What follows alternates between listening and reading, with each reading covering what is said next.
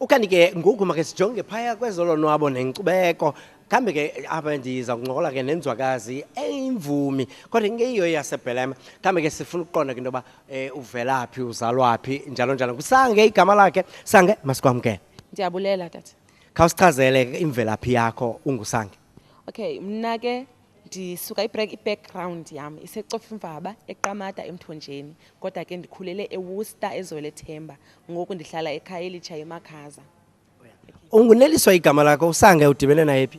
uSange ligama lam lasemzini but ke ndiye ndalithanda because lifutshane kwaye ndiyasebenza apha kule industry lithetha uba ndange Sange soko ndanga i-audiences zam. Umculo lo wadibana nawo phi nini njani?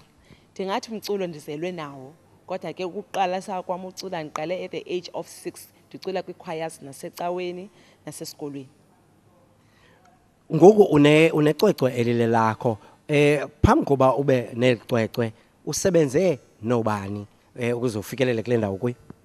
Okay, ndiqale ndasebenza noLungiswa Platyisi ndimbhekishela umama uSylvia Mdunyelwa, oDon Laka, oTete Mbambisa, oBlacky Tempi baseGugulethu nezinye nje i-artist okuKhamilo Lombat nezinye i-artist engenozigqiba ukuzibala zininzi.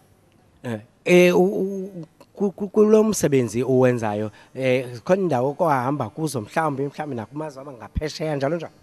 Ndihambe kakhulu ukuqala apha nationally ayikho indawo endingazange ndaya kuyo apha ngibala koma-Sun City, koma-Wild Island, Joburg, Durban, Cape Town yonke kwi-jazz festivals, koma-jazzathon uphinde ke ngoku uye phesheya ke ngoku koma-Holland, Brazil, sibalo Santiago, Rio, Chile, Okay. Yakubona ngoku uyanitalela ngoku. Yakubona uyanitalela. Waze wakhuthazwa yintoni ke ukuze ube necwecwe lakho? Ndavuselelwa nguFrank Parko noMuriel Marco abazi-producers zam kuba mna zange ndicinga uba ingaba possible uba ndinganayo i-album yam nangona ndandiyibawela. So ke ngoku babona i-potential kum and then ke ngoku ndabandiba nayo i-album yam ngolo hlobo kuba benestudio sabo bancedisa. All right. Now i-album yakho ithi Xola, uSange Xola.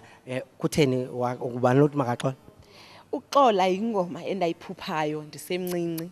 So ndithe ngoba xa ndimdala ndithi ndisibona uba ndinguye umbhali ndayibhala le ngoma ithetha uba xola yonke into inexesha layo emhlabeni izinto ezimbi nezimnandi ziyenzeka emntwini.